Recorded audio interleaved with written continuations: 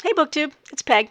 I am back at the History Shelf. Today I'm bringing you a book review, some thoughts on a book.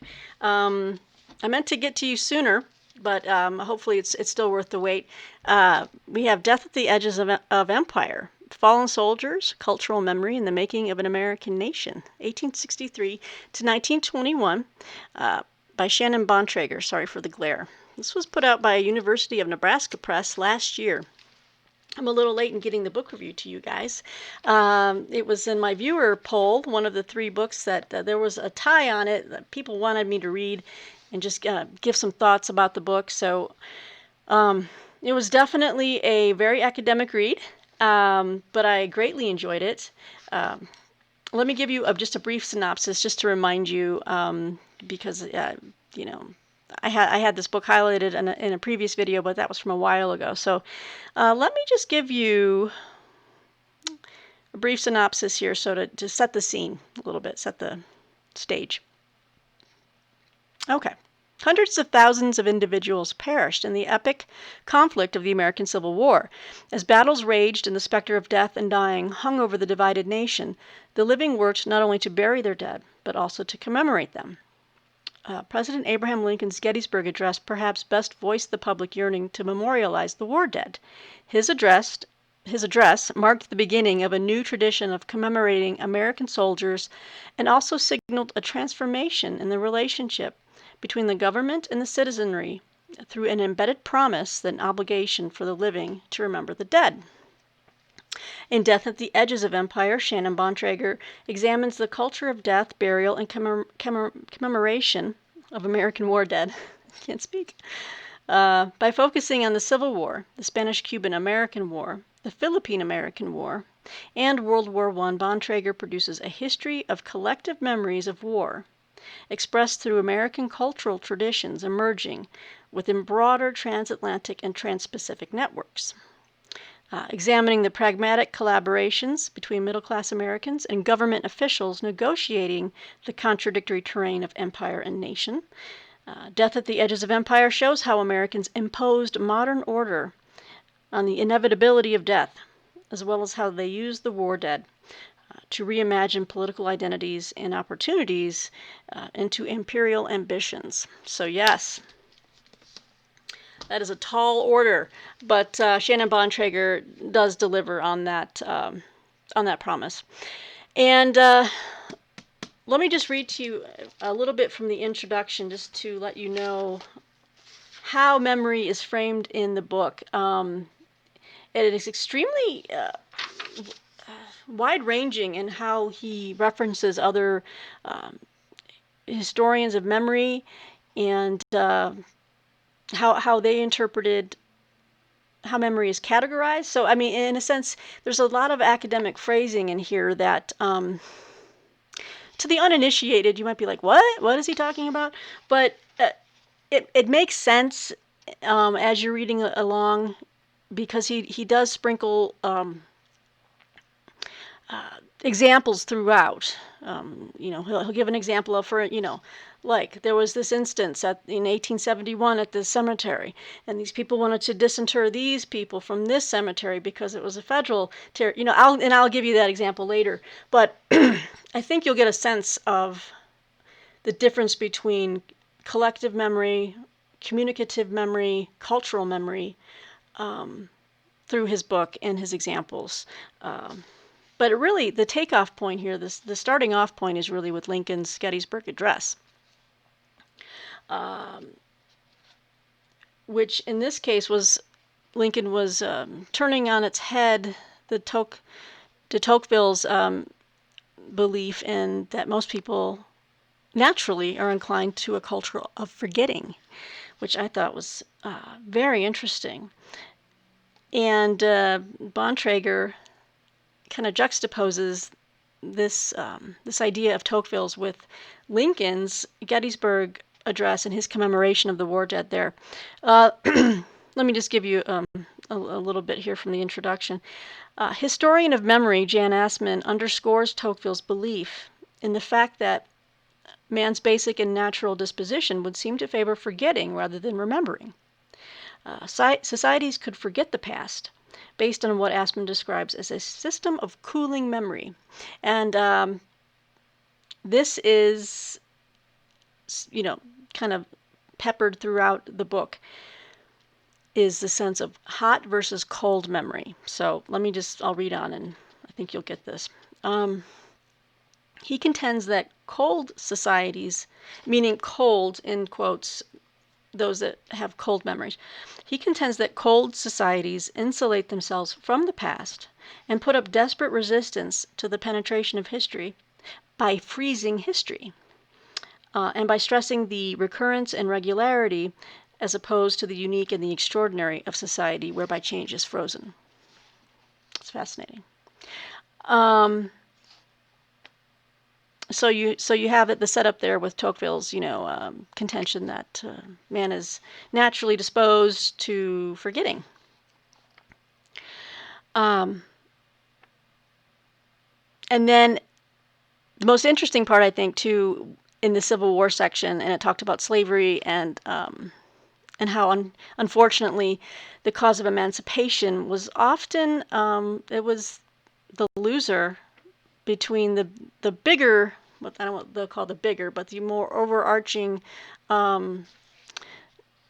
national sense of wanting to reunify and using memory to further that, but the memory of emancipation and slavery was shuttled into the back where people wanted to forget. But I'll just read this real quick. Slavery itself amounted to a peculiar institution that the past could not penetrate. The present seemed frozen in time on the plantation as planting and harvest seasons folded into each other. He's kind of setting the stage, as you can see, for how different institutions were either hot or cold, as it were, in a sense of their memory and what they were, how they were being enfolded into the national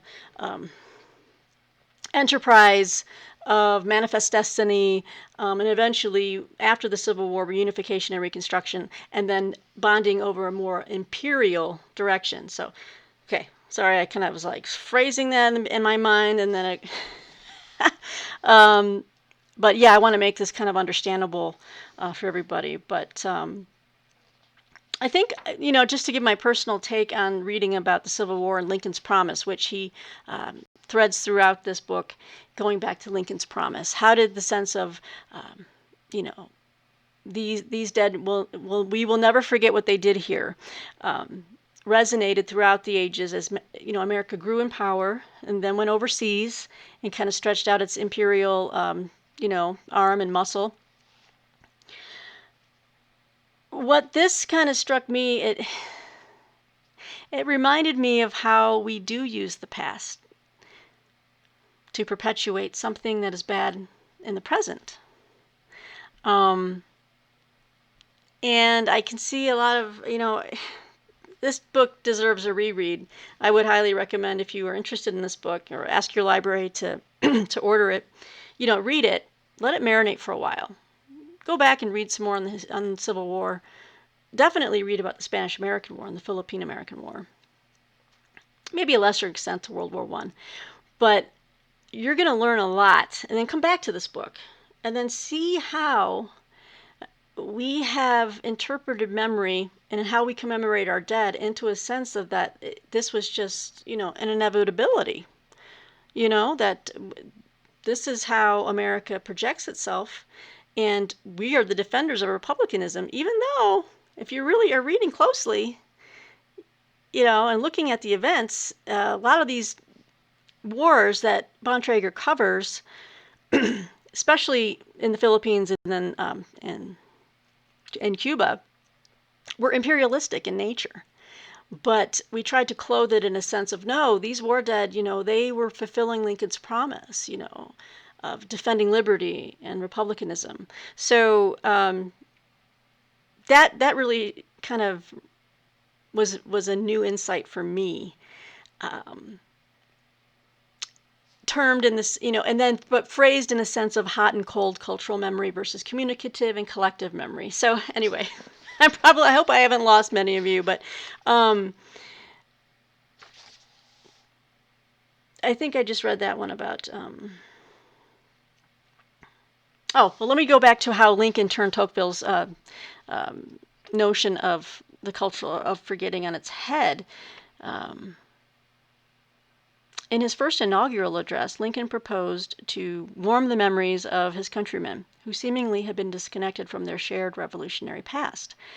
Lincoln reminded Northerners and Southerners of the, quote, mystic cords of memory, stretching from every battlefield and patriot grave to every living heart and hearthstone all over this broad land, end quote. These mystic chords summoned a cultural memory of grief and memory that Lincoln believed defied the gravitational pull of Republican amnesia. The patriot dead, Lincoln surmised, helped stimulate a social memory expressed through a harmonious chord progression, connecting the war dead's sacrifice to the living's collective memory.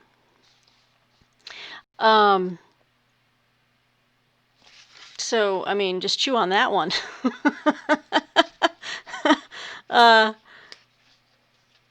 Here we go. Cultural memory is centered on the symbiotic relationship between the living and the dead, stretching from every battlefield and patriot grave to every living heart and hearthstone all over this broad land. According to Assman, that's Jane Assman, a historian of memory, remembering the dead efficaciously bridges the space between communicative and cultural memory.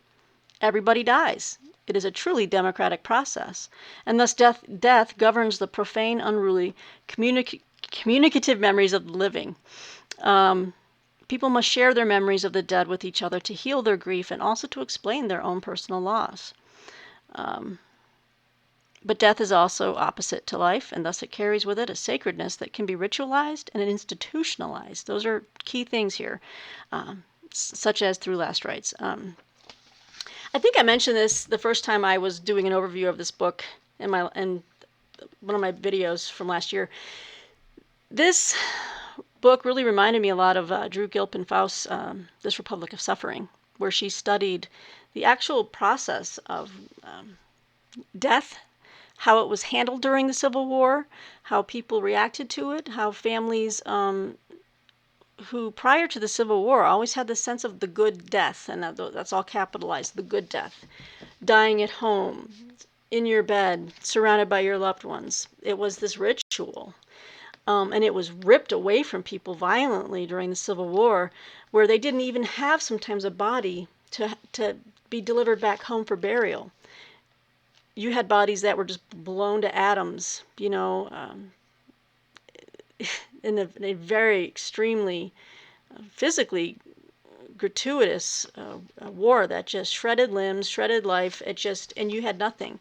So how did people handle that? And so Bontrager, I think, expands on this through looking at the Civil War dead, how both the North and the South grieved and commemorated their dead during and after the war, especially after the war, where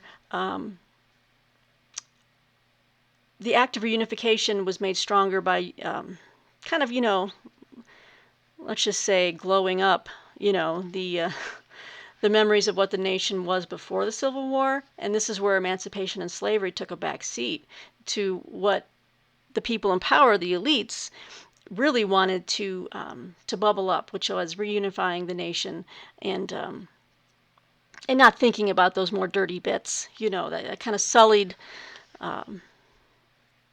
the memory of the many men who lost their lives. And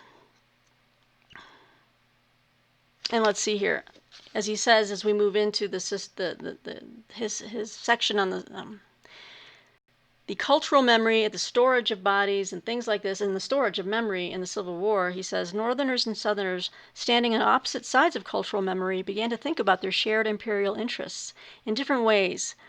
The Civil War disrupted their antebellum visions of an empire based on manifest destiny. Those interrupted memories could be brought back with new memories that stressed reunion and collaboration between the elites and the middle classes in the North and the South. But only if those memories acknowledged emancipation less and less. So, as you see, that became a big issue, was just trying to erase really why the war came about, why it was fought, why it was seen through to its conclusion. And again, talking about the failure of Reconstruction. And then he kind of goes into how the lost cause cultural memory played a huge part in just changing the narrative of what the country, this horrible abyss the country went into, and changing the narrative um, to something that seemed to say, oh, well, this was always inevitable. We had this little disagreement, but we really are, we're really North and South together, Union and Confederate. We're really just, believe in the same things. We had this little fray, but really we came together even stronger. And let's commemorate all of these dead the same. And, this book makes the case where a lot of people signed on for that, but a lot of people got hurt in the process because, it was kind of a lost cause is a lie. You know what I'm saying? Not a big fan of that coterie of ex-Confederates that just kind of hijacked and revised history and turned Lee into a mythic godman, denigrated, Southern personalities like Grant, and just kind of elevated and whitewashed the Confederate story. But just how America commemorated both Union and Confederate war dead shows you a lot about what values the country held most dear to them, which at the time was keeping alive the idea of the founding fathers, the spirit of 1776, and pushing forward. And of course, as we move in and out of these chapters on the Civil War, and as we're moving into the late 19th century and then turn of the century, 20th century, how America was moving out into an imperialistic stance, and looking at Cuba and overseas and the Philippines, and then how were soldiers commemorated? People wanted to see their war dead, or just people stationed. He's got a part in the book about there were some soldiers at this post out in Alaska, some far out posts that died, and they were like, we need to commemorate this. We need to make this a commemoration ground. And the local citizenry petitioned the federal government, and this goes back to what I mentioned or read in the beginning, was how he says in the beginning how good the government and the citizenry collaborated through that embedded promise to memorialize the dead. So it's it's a very deep book, and I would really recommend that you kind of read through. I've got notes all the way throughout.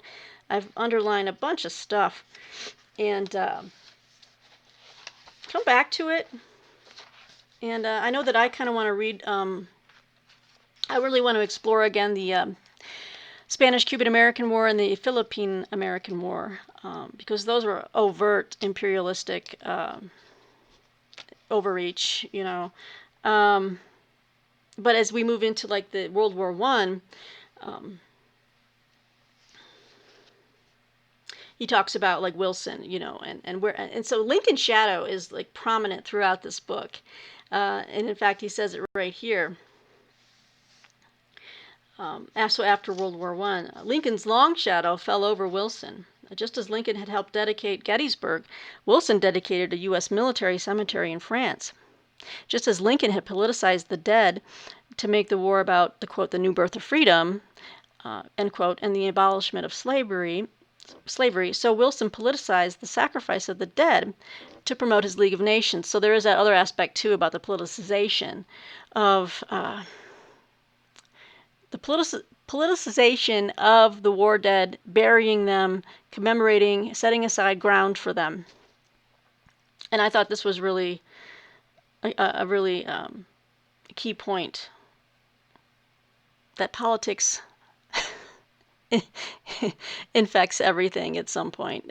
Even something as sacred to me as commemorating those who have fallen in the service of their country. infecting it with a political goal. Although, in the case of Lincoln and the abolishment of slavery, I think that was a righteous cause. And maybe a lot of people think the promotion of the League of Nations was also righteous. But yeah, there's always some type of overarching goal. So he says here, the metaphor of the Civil War became the metaphor of the Great War in Wilson's mind. As those men gave their lives in order that America might be united, these men have given their lives in order that the world might be united, in the case of the League of Nations. So, but let me just I'm going to close out here. I'm going to get a 20-minute video here for you guys. But, yeah, let me read this to you real quick. This was a really enjoyable book. Again, I've got notes and tabs throughout, mostly kind of, since it is my copy, and I don't mind underlining with pencil. I have. It really opened my eyes to a lot of American politics at the beginning of the 20th century, and how just really imperialistic we were becoming. And sometimes in that culture of forgetting that Tocqueville talks about, you don't want to think about that, but it was there. It was there. And to me, truth is the most important thing in the world, in life. Without truth, you have nothing. So, I love books that just take the veil off the eyes sometimes and say, look what was going on here, But in closing, let me see here.